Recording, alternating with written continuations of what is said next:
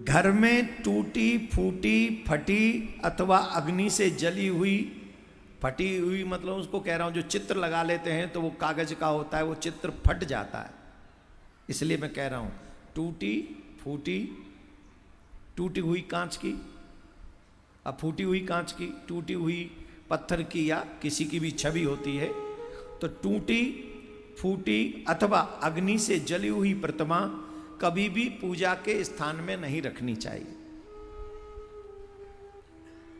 ऐसी मूर्ति की पूजा करने से जो ग्रह का स्वामी होता है उसके मन में उद्वेग उत्पन्न होता है, क्रोध बढ़ जाता है और उसका अनिष्ट होता है, उसका अनिष्ट होता है। तो जिसके घर में मूर्तियां टूटी फूटी जली हुई हों उन्हें उन देवी देवताओं की पूजा नहीं करनी चाहिए। ये हम नहीं कह रहे हैं, ये पुराण प्रमाणम, ये पुराण कह रहे हैं, हम नहीं कह रहे।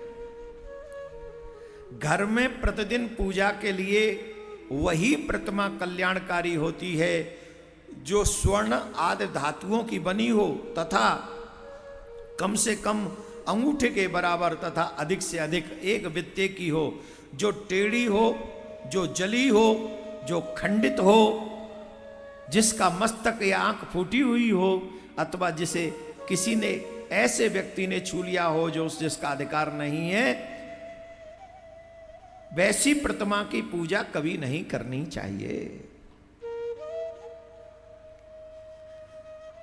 और देखो, घर में 2 शिवलिंग, 3 गणेश, 2 शंख, 2 सूर्य प्रतिमा, 3 देवी प्रतिमा, 2 गोमती चक्र, 2 शालिग्राम का पूजन नहीं करना चाहिए। इसका पूजन करने से गृह स्वामी को दुख और अशांति की प्राप्ति होती है। मनुष्य को चित्रों में एवं मंदिरों में कभी भी सूर्य के चरणों का दर्शन नहीं करना चाहिए।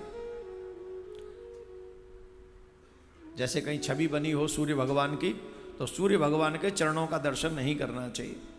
यदि कोई सूर्य के चरणों का निर्माण कराता या करवाता है, वह दुर्गति को प्राप्त होता है तथा इस लोक में दुख भोगता है और कुष्ठ रोगी अगले जन्म में बनता है।